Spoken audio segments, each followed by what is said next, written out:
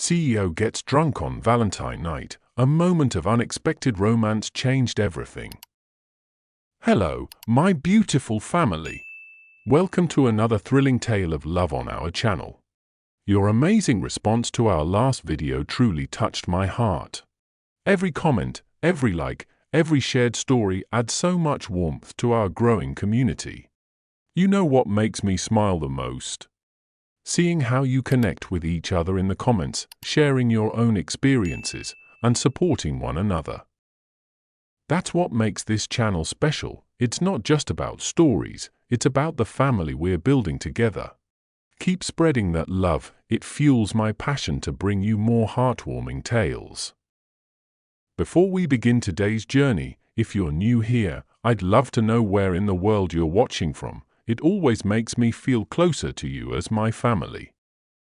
So drop your country in the comments below and tell me, do you believe in destined meetings? Because you're about to witness one. You know, every time I read your comments from different parts of the world, it amazes me that our love stories connect us across oceans and borders. No matter where we come from, our hearts speak the same language. While you share your thoughts, I want to sincerely welcome all the new members that joined our storytelling family. Your presence here means the world to me. For those that haven't subscribed yet, you can quickly join our growing community too by clicking that subscribe button below. Let's walk this journey of love and hope together. And now, I pray, dear Heavenly Father, bless this beautiful family gathered here today. Guide our hearts as we share in this tale of unexpected love. Thank you for bringing us together through these stories that touch souls and spark joy. Amen. Now, let's travel to the heart of Manhattan, where towering skyscrapers kiss the clouds and ambition flows through the streets like electricity. On this particular Valentine's evening, as the setting sun painted the glass buildings in shades of gold, the city's energy seemed to pulse with possibilities. Among Manhattan's elite, Michael Barrett stood out as more than just another CEO. At 35, he had transformed Sterling Enterprises from a mid-sized company into a billion-dollar empire. His employees called him brilliantly focused, the media labeled him Manhattan's most eligible bachelor. But behind those piercing blue eyes and perfectly tailored suits, Michael carried a weight few understood. Success had given him everything, except someone to share it with. Tonight, as his penthouse office overlooked the Valentine's decorations below, he didn't know his carefully controlled world was about to shift. Michael Barrett's rise to success read like a modern fairy tale, minus the fairy godmother. Born in a modest neighborhood in Brooklyn, he learned the value of hard work watching his mother juggle 3 jobs to put food on the table. His father's absence taught him early that the only person he could rely on was himself. At 16, while other teens spent weekends at parties, Michael worked at a local tech repair shop, fixing computers for extra cash. The owner, an old programmer named Frank, noticed his natural talent with technology and took him under his wing. Those late nights learning to code would later become the foundation of his empire. College wasn't an option, they couldn't afford it. But Michael turned this setback into fuel. He spent his nights developing what would become Sterling Enterprises' first breakthrough app, a revolutionary financial platform that caught the attention of several venture capitalists. By 25, his startup had grown into a respected tech company. By 30, Sterling Enterprises had become a household name. Now, at 35, Michael's net worth exceeded $3 billion. His mother lived in a beautiful house in the Hamptons, though she still insisted on tending her own garden. Frank, the old programmer, served on Sterling's advisory board. The tech repair shop? Michael bought the building and turned it into a free coding school for underprivileged kids. Yet success came with its own price. Michael's drive for perfection, his need to control every variable, had shaped him into someone who struggled to let others in. His mother often reminded him that money couldn't hug you good night, but Michael always replied that his dreams were too big for sleep anyway. The headlines never tired of him: Manhattan's Golden Boy, the Billionaire Bachelor, America's Most Wanted CEO. Every society event turned into a parade of hopeful introductions, with mothers, friends, and matchmakers trying to catch his attention. The New York Times once called him the man who has everything, except someone to share it with. Michael found that particular headline amusing, as if love could be acquired like a company merger. His dating history fascinated the tabloids. They documented every coffee meeting, every charity gala dance, every supposedly romantic dinner. The public created stories from mere glances, turned business meetings into secret rendezvous. One magazine even started a weekly column, Mrs. Barrett Watch, rating potential candidates for the role of future Mrs. Barrett. The whole circus amused and annoyed him in equal measure. Truth was, Michael's last serious relationship ended 3 years ago. Since then, work became his faithful companion. His penthouse suite at the Sterling Tower offered the perfect excuse to avoid the dating scene. He was always just one floor away from his office. The media painted him as mysterious, commitment-phobic, perhaps nursing a broken heart. In reality, Michael simply hadn't met anyone who understood that his company wasn't just a business, it was his legacy, his purpose. His assistant kept a running list of declined party invitations, ignored set-up attempts, and politely rejected introductions. The society pages spun tales of his supposed loneliness, but Michael knew better. He had built an empire from nothing. Love, if it came, would have to fit into the world he'd created, not the other way around. The quarterly board meeting at Sterling Enterprises always followed the same pattern: impressive growth figures, strategic plans, market projections, and then, inevitably, the topic of Michael's personal life would surface. Today was no different. The family values angle matters to our investors, board member Patricia Henderson said, her voice carrying across the mahogany table. Our biggest competitors all have CEOs with stable family images. They pose with their children at charity events, host family-friendly corporate picnics. Meanwhile, you. She paused, adjusting her glasses. The public sees a brilliant but distant figure. Robert Thompson, the eldest board member, nodded in agreement. Times are changing, Michael. Investors want to see humanity, not just profit margins. Your mother's foundation work helps, but... He spread his hands. A wife, perhaps children, it would soften your image considerably. Michael's jaw tightened. The same conversation, different day. The board had even suggested hiring an image consultant specializing in CEO family branding. As if love could be manufactured in a PR laboratory. With the Thompson merger approaching, Patricia continued, having a more relatable public image could make the difference. The media loves a good love story, especially with Valentine's Day around the corner. Michael stood at the window, watching the city buzz below. He understood their concerns. Business was as much about perception as performance. But he refused to turn his personal life into a corporate strategy. When I find the right person, he said firmly, it won't be because the board ordered it. While Michael Barrett dominated the tech world, Katherine Mitchell was making her own waves in Manhattan's legal circles. At 32, she'd already earned a reputation as one of the city's most formidable corporate lawyers.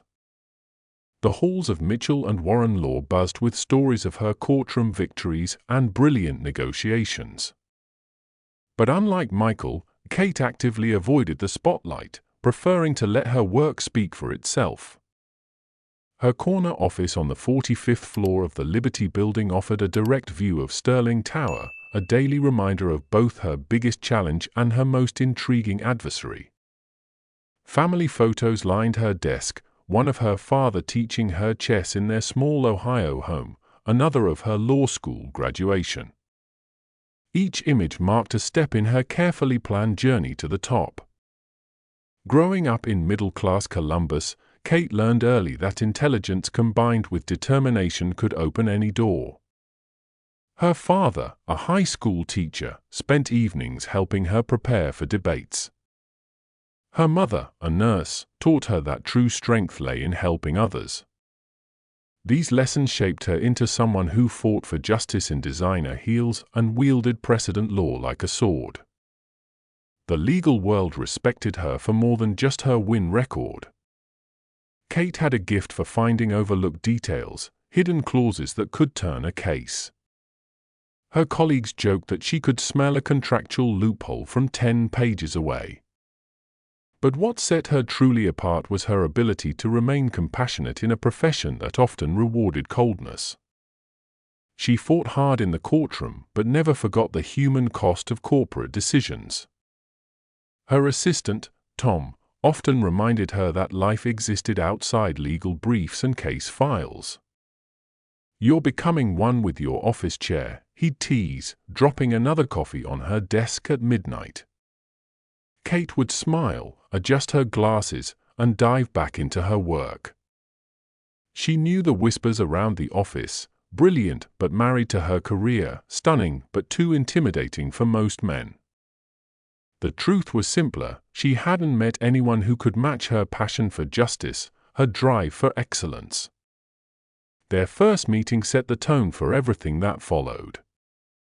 2 years ago, during the Next Tech acquisition, Kate represented the smaller company fighting Sterling's takeover bid.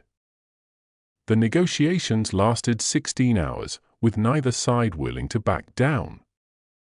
Michael offered compelling numbers, Kate countered with ironclad legal protections for Nextech's employees. "Mr. Barrett," she'd said, her voice steady despite the late hour, "your reputation for acquiring companies isn't the issue. It's your habit of dismantling them afterward that concerns my clients." The boardroom had fallen silent. Nobody challenged Michael Barrett that directly, not in his own building. Instead of anger, Michael had felt something unexpected: respect. She'd done her homework, understood his patterns, and wasn't afraid to call them out. Their subsequent encounters followed a similar pattern: professional respect layered with challenging exchanges that left both their teams holding their breath. At charity galas and corporate events, they maintained a careful distance, exchanging measured nods across crowded rooms. But their eyes would often meet during crucial moments, sharing unspoken observations about other people's business tactics. They developed an odd rhythm: competitors who somehow ended up seated at the same tables, adversaries who could finish each other's legal arguments. The media noticed. Business journals speculated about their professional rivalry. One magazine dubbed them Manhattan's business battle royal. What the articles missed were the subtle moments: how Kate hid smiles during Michael's more ambitious proposals, how Michael leaned forward whenever Kate spoke during joint meetings. Last month, they found themselves alone in a courthouse elevator. The silence felt different, charged with something beyond their usual professional tension. "You know," Michael had said, studying his coffee cup, "if you worked for Sterling, we could be unstoppable." Kate had laughed, the sound warming the small space. "And miss our quarterly legal battles?" "Never." The elevator doors opened, and they parted ways, both carrying the memory of that shared moment. Their teens learned to expect long nights when Barrett and Mitchell faced off across negotiating tables. What no one mentioned was how both Kate and Michael seemed to come alive during these encounters, how their best work emerged when challenging each other. Sterling Tower buzzed with Valentine's Day energy. Red and pink decorations adorned the lobby, where a massive heart-shaped sculpture made from roses drew constant attention from visitors. The annual Sterling Enterprises Valentine's Charity Gala was the company's biggest social event of the year, transforming the entire 60th floor into an elegant wonderland. Michael watched from his office as workers set up crystal chandeliers and arranged table settings. This year's theme, Hearts of Hope, would benefit children's hospitals across the country.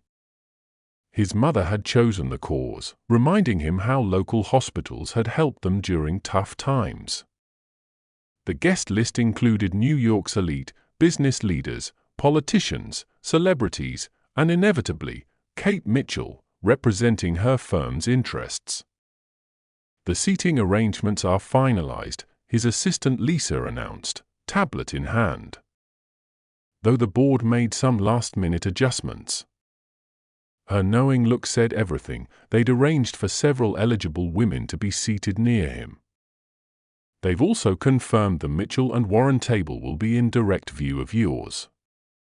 The preparations had taken on extra significance this year. Sterling's PR team had orchestrated a full media presence, planning to showcase the company's charitable side. Every detail mattered: the sustainable flower arrangements, the locally sourced menu, the handpicked jazz quartet. Even the lighting had been designed to create the perfect atmosphere for networking opportunities, as the board delicately phrased it. Workers rolled in ice sculptures, each representing different aspects of hope and healing. The bar was being stocked with rare vintages, including Michael's favorite bourbon, a detail he suspected Lisa had arranged. The dance floor, positioned perfectly beneath the grand chandelier, waited for the evening's romance to unfold. One more thing, Lisa added, hesitating slightly. Ms. Mitchell's office confirmed she'll be attending alone this year. She pretended to check her tablet, avoiding Michael's gaze. Just thought you should know.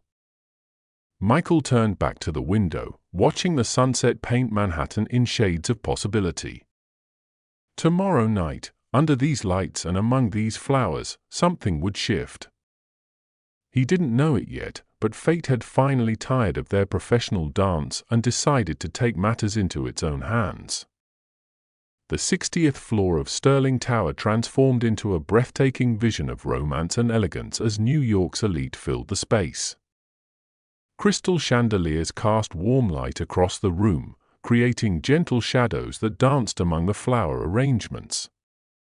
The air carried the sweet scent of roses mixed with the subtle notes of gourmet cuisine being served at pristinely set tables. Women in designer gowns and men in tailored tuxedos moved through the space like pieces on a chessboard, each interaction carefully calculated.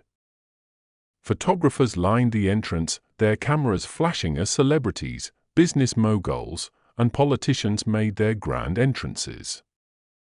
The Children's Hospital banner hung prominently, a reminder of the evening's true purpose amid all the glamour. Michael stood at the top of the grand staircase, perfectly groomed in his black Tom Ford tuxedo.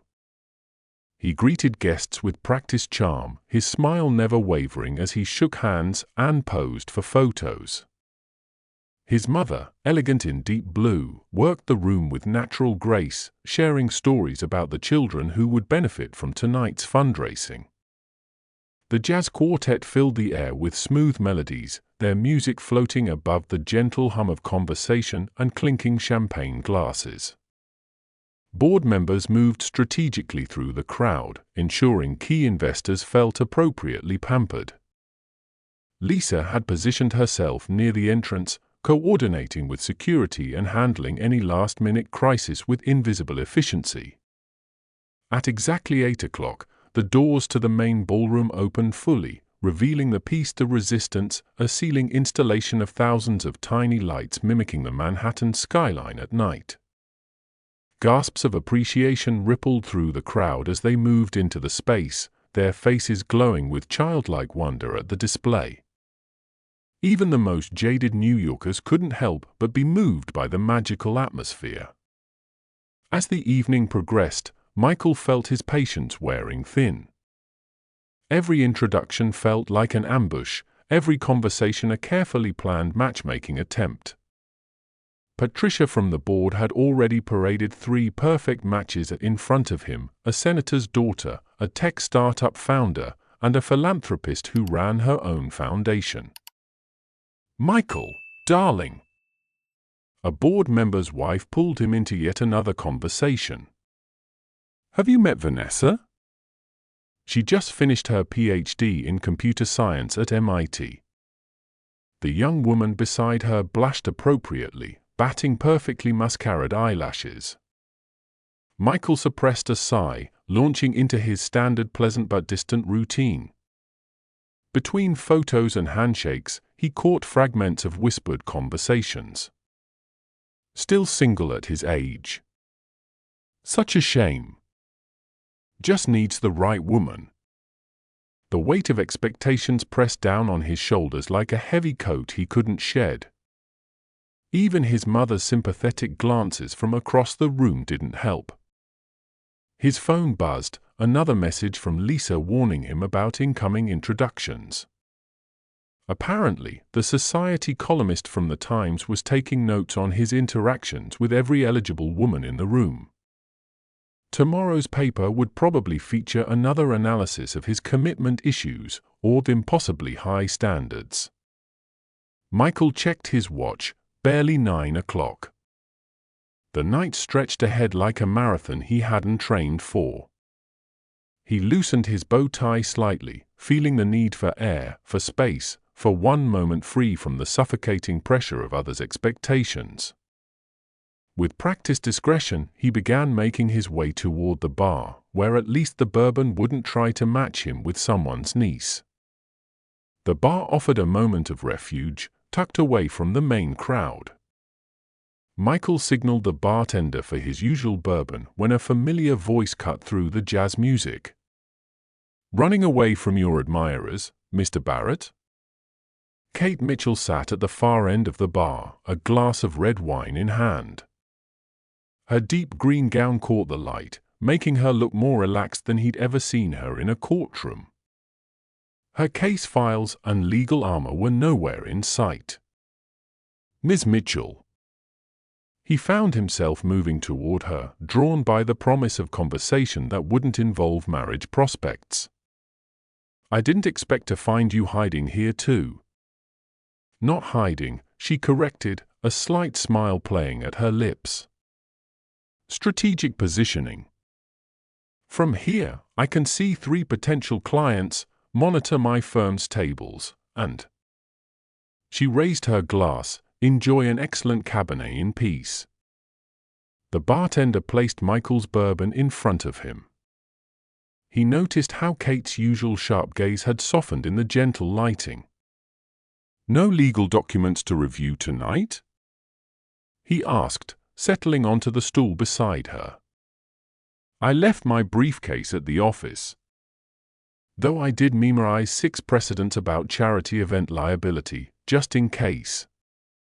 Her small laugh seemed to lighten the air between them. For the first time that evening, Michael felt his shoulders relax. "Sounds like we both came prepared for battle," he said, raising his glass in a small salute.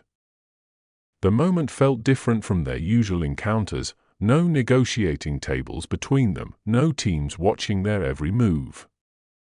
Truth be told, Kate swirled her wine gently, these events aren't really my scene either. My firm expects a certain social presence, but I'd rather be curled up with a good book. Let me guess, law textbooks? Michael teased, his bourbon warming his chest. Kate shook her head, surprising him. Murder mysteries, actually. I love trying to solve the case before the detective does. She glanced at him sideways. Don't let that get around, it might ruin my ruthless reputation. The bourbon seemed to loosen something in Michael's chest. Well, since we're sharing secrets. I sometimes play video games to unwind. Not very CEO-like, I know. The great Michael Barrett, playing video games? Her eyes sparkled with amusement. Now that would make quite the headline. They fell into an easy rhythm, sharing small truths they kept hidden from their professional worlds. Kate told him about her father's chess lessons, how they shaped her negotiation strategies. Michael opened up about his mother's 3 jobs, how it drove his need to succeed. You know, Kate said softly, I turned down partnership at Johnson & Myers last year. They offered better money, bigger office. Why did you stay? My current firm lets me choose my cases. Sometimes the smaller clients need the most help. She looked down at her wine. That probably sounds idealistic. It sounds honest, Michael replied, studying her profile. Something rare in our world. The noise of the gala seemed to fade into the background as they continued talking. Kate's usual calculated expressions gave way to genuine smiles, while Michael's rehearsed CEO persona melted with each shared story. Remember that Thompson merger last spring? Kate leaned in slightly. When you quoted my own legal precedent against me? I spent 3 nights studying your past cases, Michael admitted. I knew you'd come prepared with something brilliant, so I had to be ready. He grinned. The look on your face was worth every sleepless hour. I was impressed, not that I could show it. Kate tucked a strand of hair behind her ear, a gesture he'd never seen in the boardroom. My team thought I was furious, but I was actually fighting back a smile. The space between them had shrunk without either noticing. Their bodies had turned toward each other, shoulders relaxed, guards down. Gone was the corporate lawyer who made junior partners nervous, replaced by a woman whose laugh came easily and whose eyes held warmth instead of calculation. Michael found himself sharing things he'd never told anyone, his secret fear that he'd never live up to his own expectations, the pressure of knowing thousands of families depended on his decisions. Kate listened without judgment, offering insights that showed she understood his world from the inside out. We're quite a pair, aren't we? She mused. The tough CEO and the ruthless lawyer, hiding at a bar on Valentine's Day. The jazz quartet began playing a softer melody, something slow and sweet that floated across the room. Michael noticed how the lights caught the golden flecks in Kate's eyes, details he'd never had the chance to observe across conference tables. Dance with me? The words left his mouth before he could stop them. Maybe it was the bourbon already taking a toll on him, or the music, or the way she'd been looking at him, open, unguarded. Kate hesitated for a moment, her wine glass pausing halfway to her lips. The gossip columns would have a field day. Rival lawyer falls for CEO's charm. Let them talk. Michael stood, offering his hand. For once, I don't care what they say. She placed her hand in his, and the simple contact sent warmth through them both. They found a quiet corner of the dance floor, away from prying eyes and clicking cameras. His hand settled on her waist as hers rested on his shoulder, their other hands clasped together. I've never seen this side of you, Kate murmured as they swayed to the music. The real Michael Barrett, hidden behind the CEO title. And I never knew the fierce Kate Mitchell could be so. He searched for the right word, enchanting. Their bodies moved closer, drawn together by something stronger than professional boundaries or corporate rivalries. The rest of the room faded away, no board members, no expectations, no carefully maintained images. Just 2 people finding something real in a world of pretense. In that moment, Michael realized why none of the board's introductions had ever worked. He'd been waiting for someone who could match him, challenge him, see through his carefully constructed walls. she'd been right in front of him all along, arguing cases and winning his respect. Kate looked up at him, her usual sharp wit replaced by something softer, more vulnerable. Michael's hand moved to her cheek, gentle as a whisper. Their lips met in a kiss that felt both surprising and inevitable, hidden in their quiet corner of the dance floor. When they finally pulled apart, their eyes met with shared understanding. Something had shifted, something neither of them could deny or take back. And neither of them wanted to. My beautiful family, seeing Michael and Kate find each other reminds us of how love often blooms in the most unexpected places. Sometimes, the person who challenges us most becomes the one who completes us best. So tell me, have you ever experienced a moment just like this one when rivalry turned to romance? Share your stories in the comments below. Let's celebrate those beautiful twists of fate together. And if you're enjoying this journey of love, make sure to like this video and subscribe to our channel. Let our community be a place where such heartwarming tales bring us closer together. Sunlight streamed through the floor-to-ceiling windows of Michael's penthouse office as he arrived earlier than usual that morning. His bow tie from last night lay draped over his desk chair, a reminder that yesterday hadn't been a dream. The memory of Kate's kiss lingered, along with the warmth of her smile and the feeling of her hand in his. His phone hadn't stopped buzzing since dawn. Lisa had already sent 17 messages, each marked urgent. But for once, Michael wasn't rushing to respond. Instead, he stood at his window, watching the city wake up, feeling somehow different.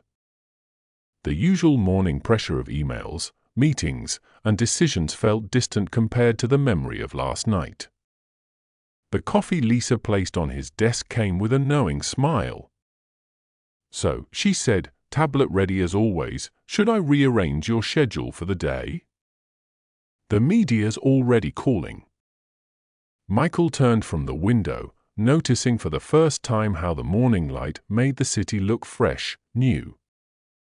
"They got photos, didn't they?" "Of the kiss?" "Yes." Lisa pulled up several notifications.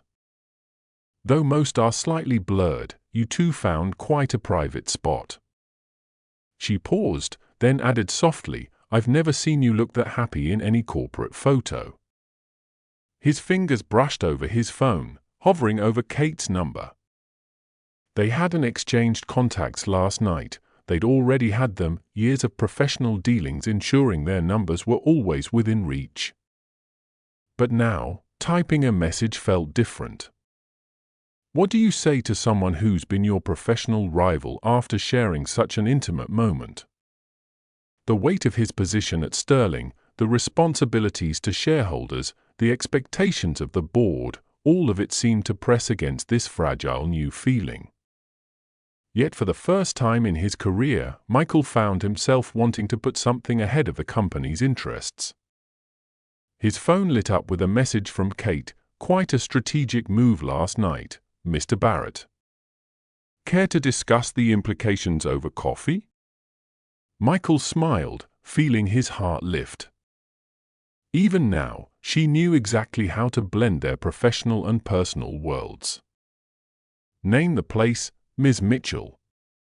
I believe we have some negotiations to continue." By noon, every major news outlet in Manhattan had their own take on the Valentine's gala kiss. The New York Times business section ran with Sterling CEO and legal rival, business to pleasure.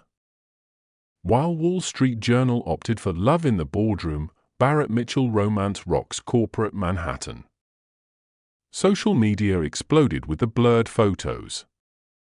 Some caught the tender moment mid-dance, others captured their intimate conversation at the bar. Business influencers analyzed every detail, from Kate's green gown to Michael's loosened bow tie. The #CEO love story trended across platforms. Entertainment Tonight ran a segment titled "Manhattan's Most Eligible Bachelor Off the Market?" featuring clips from previous galas where Michael and Kate had maintained their professional distance. They played footage of past negotiations, pointing out supposed hidden romantic tension in every shared glance or heated debate. Bloomberg News took a different angle. Sterling Enterprises stock surges following CEO's Valentine romance. Market analysts debated whether Michael's apparent personal happiness would affect company performance. Some suggested the potential merger of legal and tech expertise could strengthen Sterling's position in the market. The Society columns had a field day. "We should have seen it coming," wrote one columnist. Their famous boardroom battles were just foreplay for Manhattan's newest power couple. Another painted their story as a modern Pride and Prejudice, where professional prejudice gave way to unexpected love. Page 6 devoted their entire front page to the story, "The Kiss That Stopped Manhattan: How Years of Corporate Rivalry Turned to Romance at Sterling's Valentine Gala." They'd interviewed guests who claimed they'd watched the tension build all evening, describing how the usually composed CEO and the brilliant lawyer seemed to exist in their own world at the bar. Even the respected Financial Times couldn't resist, from legal briefs to love letters, a corporate romance. Their article focused on the potential professional implications, questioning how this relationship might affect future negotiations between Sterling Enterprises and Mitchell and Warren Law. The emergency board meeting called at 9 a.m. crackled with conflicting opinions. Patricia Henderson paced the boardroom, her heels clicking against the marble floor. "This is exactly what we wanted, just not with her. She sued us 3 times in the past 2 years. But the public loves it," Robert Thompson countered, spreading out the morning's headlines. "Our social media engagement has tripled. The company's being portrayed as more human, more relatable. Isn't that what we've been pushing for?" James Wilson, the youngest board member, scrolled through market reports on his tablet. "Our stock is up 3% already.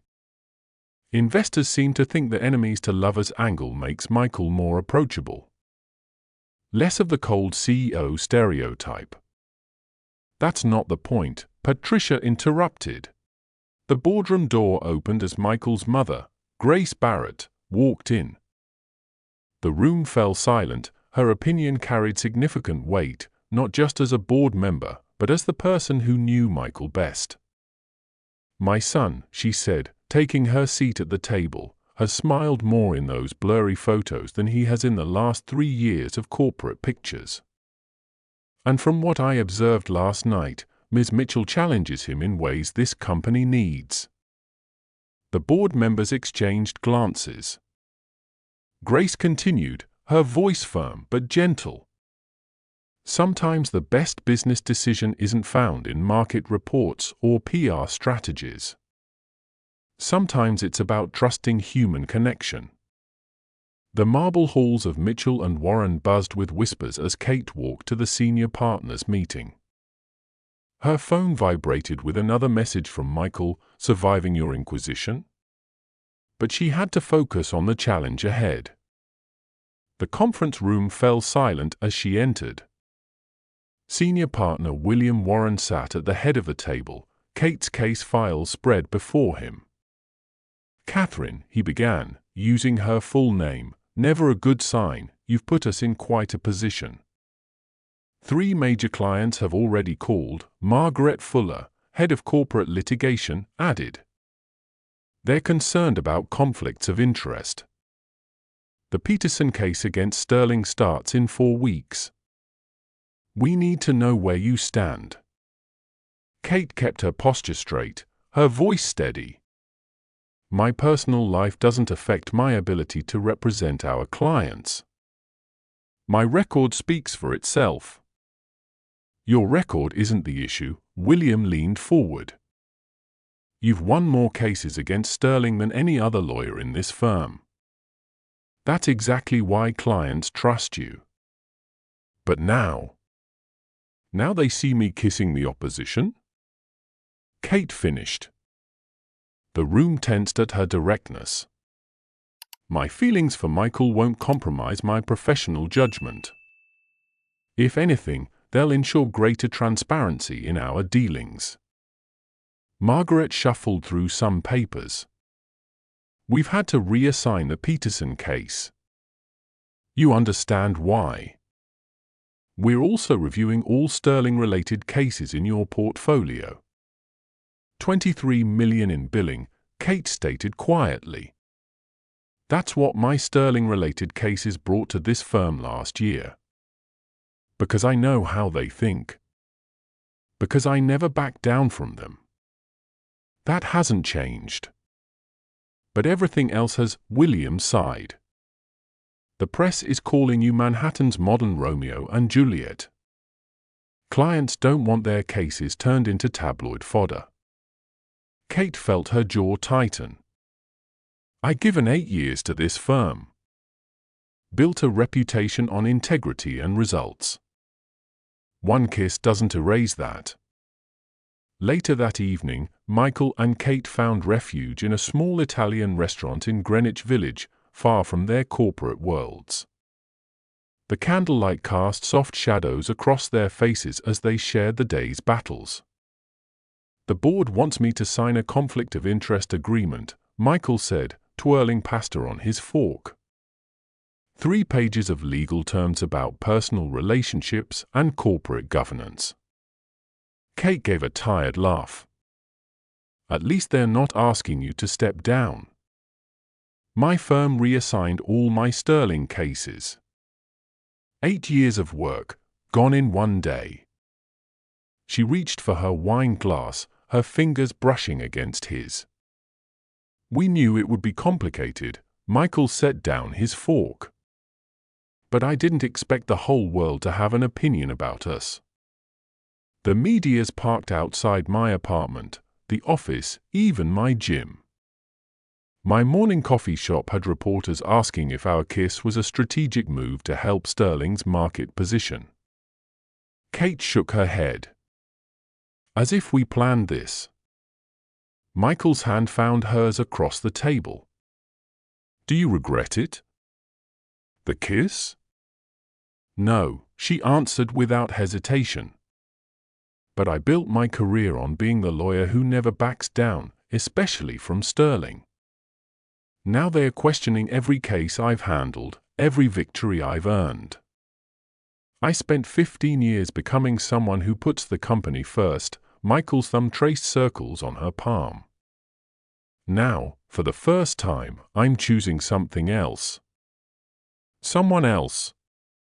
The waiter arrived with more wine, recognizing them but respectfully maintaining their privacy.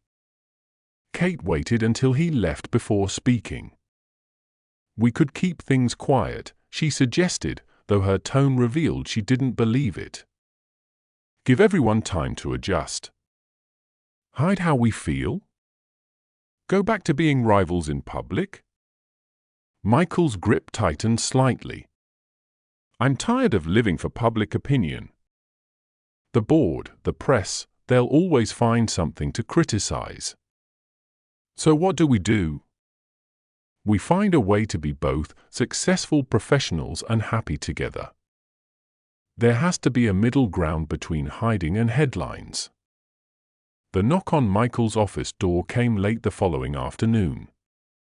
Patricia Henderson, his strongest critic on the board, entered without waiting for a response. Michael braced himself for another lecture about company image and professional boundaries. My husband was my biggest competitor, Patricia said, surprising him as she sat down. 40 years ago, we ran rival advertising agencies. The industry said we'd destroy each other. Instead, we made each other better. Michael set aside the contract he'd been reviewing, giving her his full attention. Patricia pulled out an old photograph from her portfolio, a younger version of herself standing beside a handsome man, both holding industry awards. David and I competed for every major account in New York. But he challenged me to think differently, pushed me to be more creative. just like Ms. Mitchell does with you." She smiled softly at the memory. "The board thought I was crazy when I merged our agencies after the wedding. But it became the most successful decision of my career." "Why are you telling me this now?" Michael asked. "Yesterday, you were against the whole idea." "Because yesterday I was thinking like a board member. Today, I'm thinking like someone who knows that the right partnership, personal and professional, can change everything." She stood, straightening her jacket. "The board needs reassurance that this won't affect Sterling's future. Show them it will enhance it instead." "How?" "The same way you've shown them everything else, with a plan, with vision." She walked to the door, then turned back. "And Michael? Don't let them make you choose between success and happiness. The right person helps you achieve both."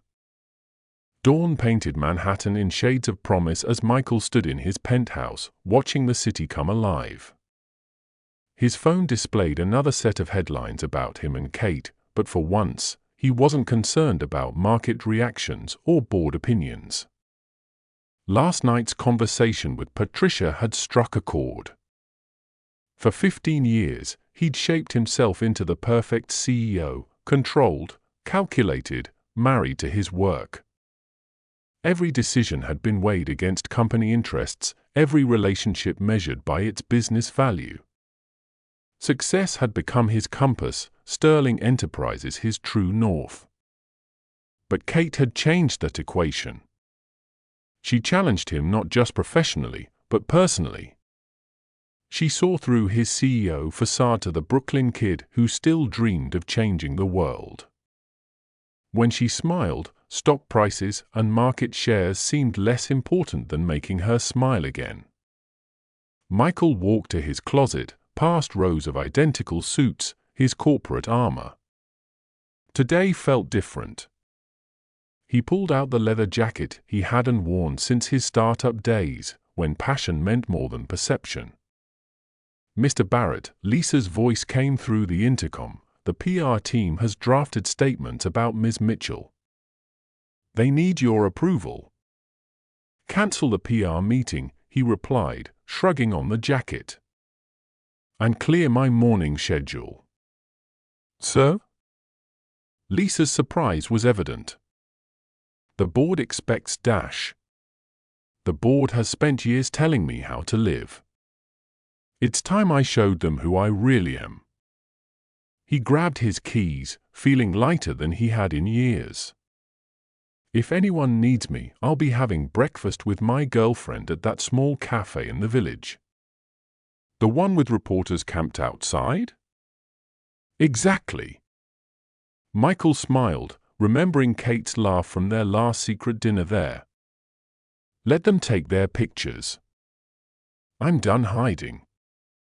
The elevator ride down felt like descending from his self-imposed tower of solitude.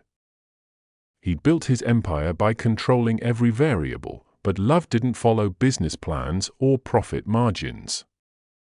Sometimes the biggest risk was allowing yourself to be truly seen. The case file on Kate's desk seemed to mock her newfound happiness. Reynolds Technology, a small but innovative startup, was fighting Sterling's acquisition attempt. They specifically requested her, knowing her track record against Michael's company. The managing partners made it clear this case could make her the youngest senior partner in the firm's history. Her office phone lit up. "Ms. Mitchell?" "Reynolds' CEO is here for the preliminary meeting." Kate straightened her blazer, pushing thoughts of Michael aside. Mark Reynolds entered, carrying the weight of 100 employees' futures in his tired eyes. "My team built this company from nothing," he explained, spreading out documents showing years of research and development. "Sterling wants our technology, but they'll dismantle everything we've created. Our people, our culture, all gone." Kate studied the acquisition papers, her heart sinking as she recognized Michael's signature strategy. Sterling would absorb Reynolds' revolutionary green energy patents while gradually dissolving the original company structure. 3 other firms turned us down, Reynolds continued. They're afraid of going against Sterling.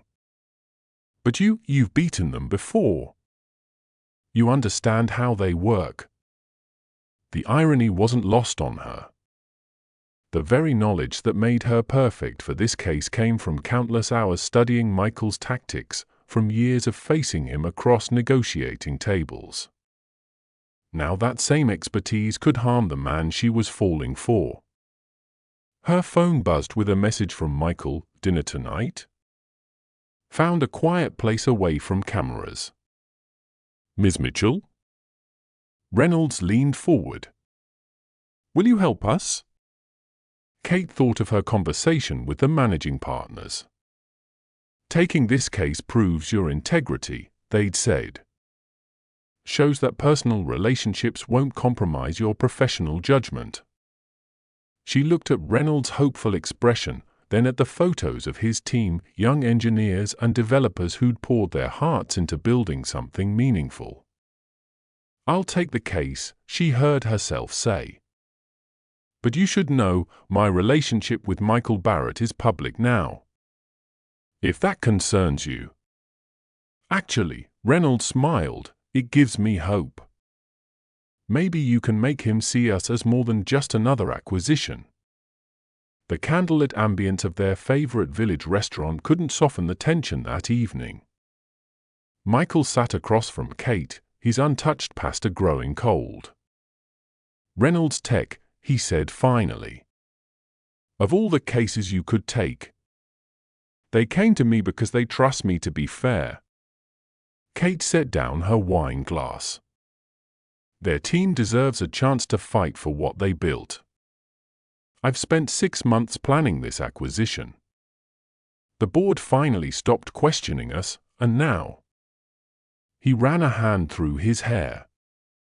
The headlines write themselves. Lovebirds turn battle birds, CEO and girlfriend face off in court. So I should step aside? Let another lawyer handle it?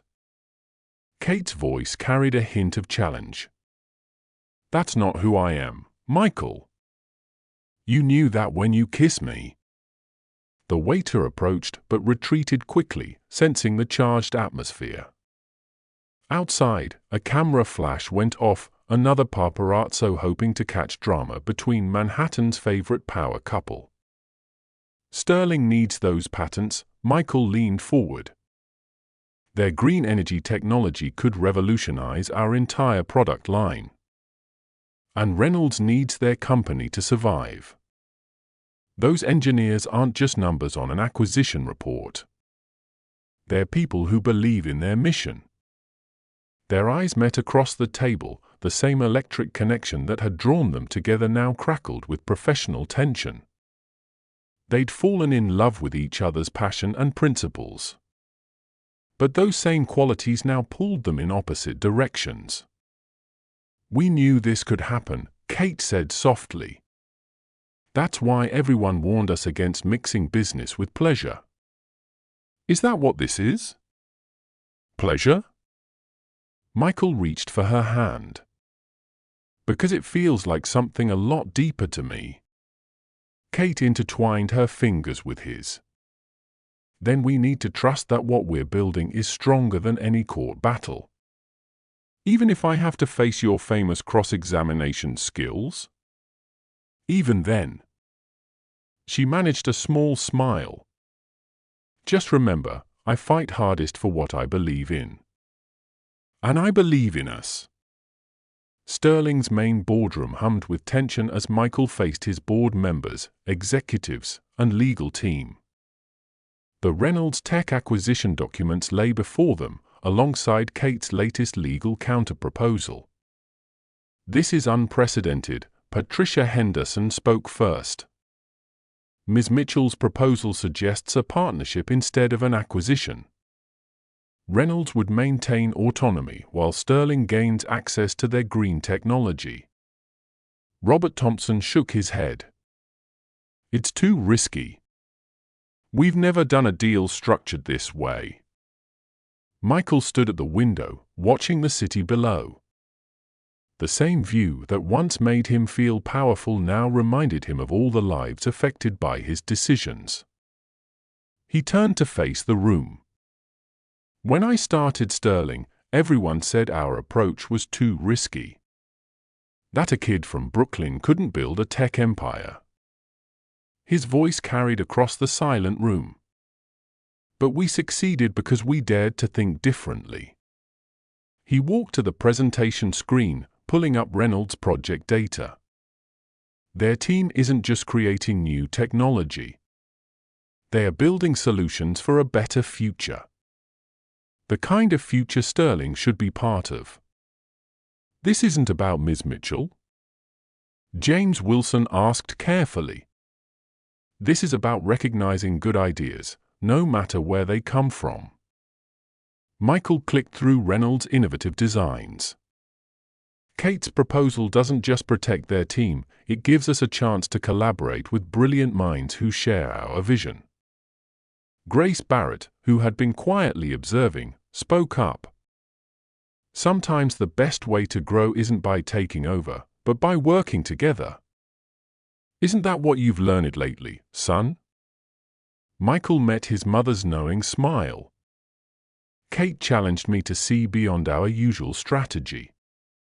Yes, we could absorb Reynolds' tech, take their patents, and continue as always. Or we could try something new, build bridges instead of walls. The board members exchanged glances as Michael laid out the partnership benefits. His voice grew stronger with each point, painting a picture of innovation through collaboration. The news of Michael's decision rippled through both companies like a wave of change. At Mitchell & Warren, Kate found a coffee on her desk with a note from William Warren himself. Some battles are won by finding common ground. Well done. Her team gathered in her office, not to question her relationship anymore, but to help refine the partnership agreement. Margaret Fuller, who had been her toughest critic, now led the effort to create a framework that could protect both companies' interests. At Sterling, Lisa organized an impromptu celebration when the board finally approved the new direction. Your father would be proud, she told Michael quietly. He always said business was about building bridges. The Reynolds team arrived for their first collaborative meeting, their faces showing relief and excitement. Mark Reynolds shook Michael's hand, then Kate's. You two just rewrote the rules of corporate negotiations, he said. Maybe love and business can mix after all. Support came from unexpected places. The Financial Times ran an editorial praising the innovative partnership structure. Sterling-Reynolds Partnership, a new model for corporate America, made headlines across business networks. Other companies began reaching out, interested in exploring similar collaborative approaches.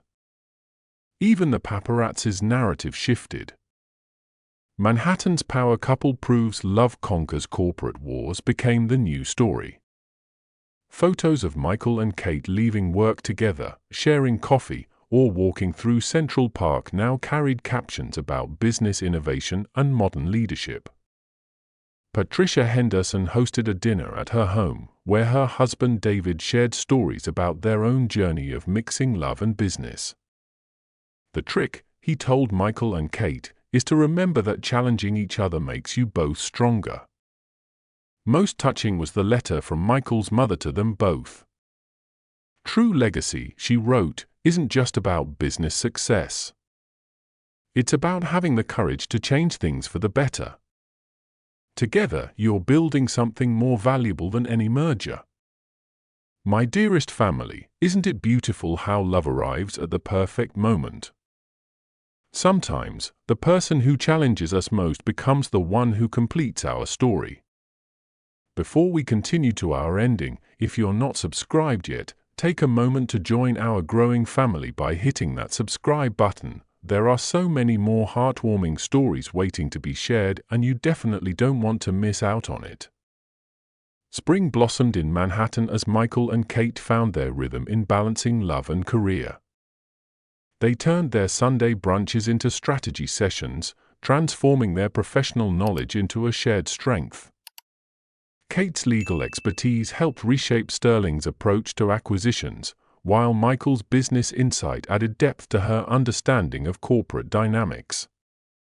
Their relationship became a case study in modern leadership. During the day, they maintained professional boundaries. Kate still represented clients challenging Sterling's practices, and Michael never asked for insider advantages. But evenings belonged to them, filled with honest discussions about their cases, dreams, and fears. They created clear guidelines: no business talk during date nights, no letting professional disagreements affect personal time, and most importantly, always supporting each other's principles. When Kate won a case against Sterling's subsidiary, Michael was the first to congratulate her.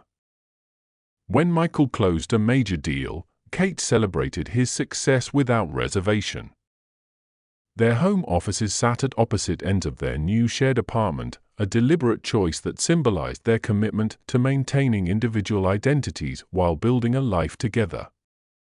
The space between held their shared dreams, photos of their travels, books they both loved, and a chess set where they played weekly matches that often turned into hours of conversation. Their colleagues watched this delicate dance with growing respect. Kate's junior associates learned that opposing counsel could be formidable in court yet fair in settlement talks. Michael's executives discovered that true leadership meant being strong enough to embrace compromise without losing direction. "We're writing our own rules," Kate often said, as they walked through Central Park on weekend mornings. "Who says you can't challenge someone professionally while loving them personally?" Michael would squeeze her hand, remembering how they once thought their worlds couldn't coexist. "The best partnerships," he'd reply, "start with respect and grow into love." The quarterly board meeting at Sterling Enterprises had transformed from a battleground of scrutiny into a forum of innovative ideas. Patricia Henderson, once their strongest critic, now started each session by asking, "What fresh perspective have you and Kate brought us this quarter?" The numbers told their own story. Sterling's partnership model, inspired by the Reynolds deal, had opened doors to collaborations that traditional acquisitions never could. Small tech companies now approached Sterling willingly, attracted by the promise of maintaining their identity while gaining the support of a corporate giant. "Our public image has shifted," Robert Thompson reported, pulling up the latest market analysis. "We're no longer seen as corporate raiders. We're becoming known as innovation partners." He turned to Michael with a smile. "Your personal growth has become Sterling's growth." The board had noticed other changes too. Michael's decisions carried a new depth of consideration. His mother pointed out how he thought beyond profit margins, weighing the human impact of each choice. "Kate's influence," she'd say proudly, "has given us a conscience without compromising our success." Even James Wilson, the numbers-focused youngest board member, had to admit the positive impact. "Our employee satisfaction rates are at an all-time high. People feel more secure bringing innovative ideas forward. They see you and Kate as proof that different perspectives can work together." During one memorable meeting, the board unanimously voted to create a new position, Chief Ethics and Innovation Officer. The role would focus on ensuring all future partnerships followed the balanced approach that Michael and Kate had pioneered. "Love hasn't made you soft," Patricia observed after a particularly challenging negotiation. "It's made you stronger. You fight just as hard for what you believe in, but now you see more ways to win." She paused, straightening her glasses.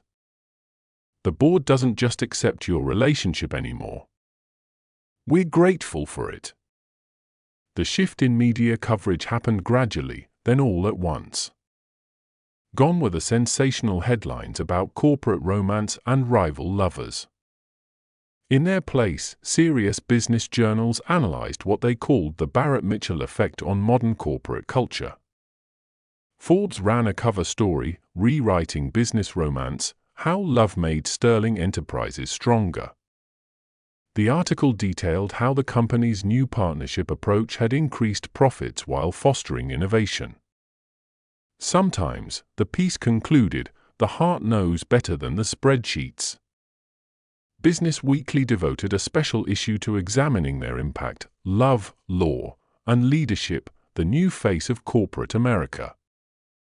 They interviewed employees from both Sterling and Mitchell and Warren, highlighting how the power couple's example had created more collaborative work environments in both firms. Television appearances shifted too. Instead of fielding questions about their relationship, Michael and Kate found themselves invited to speak at leadership conferences about balancing personal and professional lives. Their TED Talk, When Rivals Become Partners, went viral, inspiring other professionals to rethink traditional boundaries. Social media embraced their story as a symbol of modern romance. Young professionals shared their quotes about authenticity and mutual respect. Power couple goals became attached to photos of them at industry events, where they still occasionally argued opposing points, but now with visible affection and respect. The Wall Street Journal's analysis went deeper. Sterling's stock value has increased 40% since Barrett and Mitchell went public with their relationship. Beyond the numbers, the company's corporate culture has evolved. Employees report feeling more empowered to voice opposing views, knowing disagreement doesn't mean discord. Even fashion magazines wanted their perspective. Vogue's Power Dressing for Modern Love featured Kate's courtroom suits and Michael's boardroom attire, celebrating how they maintained professional authority while embracing their personal connection. 1 year later, Valentine's Day returned to Sterling Tower, but this time, everything felt different. The annual charity gala sparkled with new energy. The same chandeliers cast their warm glow, but now they illuminated a celebration of both business success and personal joy. Michael stood at the same spot where he'd first kissed Kate a year ago. His mother had outdone herself with this year's theme, Building Bridges of Hope. The children's hospital project they'd funded last year had grown into a nationwide initiative, with Sterling and Mitchell and Warren working together to provide legal and technical support to pediatric care centers. Kate appeared in an elegant blue gown, turning heads not for the gossip she'd generate, but for the confidence she carried. She'd made partner at her firm 3 months ago, the youngest in its history. The promotion came with a twist. She now headed a new division specializing in collaborative corporate partnerships. "Remember hiding at the bar?" she asked, joining him with 2 glasses of champagne. "You looked so desperate to escape all those introductions." Michael took a glass, smiling. "If I hadn't been hiding, we might not be here now." He nodded toward the dance floor where Patricia and David Henderson waltzed gracefully. "Some escapes lead us exactly where we need to be." The evening's highlight came during Michael's speech. As he thanked everyone for another successful year, he turned to Kate. "Last Valentine's Day, I learned that the greatest business decision I ever made wasn't about stocks or mergers. It was about being brave enough to follow my heart." Later, they slipped away to their quiet corner of the bar. The bartender knowingly served their usual drinks, bourbon for him, red wine for her. 1 year, Kate mused, running her finger along the glass rim. "Did you ever think a single kiss would change so much? You know, life teaches us its most precious lessons when we least expect them." Michael and Kate's story reminds us that true love doesn't ask us to change who we are, it encourages us to become more authentically ourselves. Their journey shows us that timing isn't about perfect moments, but about being brave enough to recognize them when they arrive. Sometimes, the very qualities that make us different, that create tension and challenge, become the foundation of our strongest connections. In business and in love, success comes not from compromising who we are, but from finding someone who values our authentic self. Stay tuned for our next enchanting journey, my dear family. Coming tomorrow, we'll explore a tale that will touch your hearts in unexpected ways. To escape an arranged marriage, she forcefully kissed a security guard, unaware he was a secret billionaire. Join me as we discover how a single action could transform into something else neither of them expected. Remember to turn on your notifications so you don't miss this beautiful story of love transcending boundaries. My dearest family, as we close today's chapter, my heart is full of gratitude for each one of you. Your presence, your comments, your loving support make these stories come alive in the most beautiful ways. Until we meet again tomorrow, keep believing in love's power to transform lives. Let's end with a prayer. Dear Heavenly Father, thank you for bringing this beautiful family together, for letting us share in these moments of joy and hope. Bless each person watching, keep them safe and loved. With endless love and appreciation, I'll see you in our next story. God bless you all.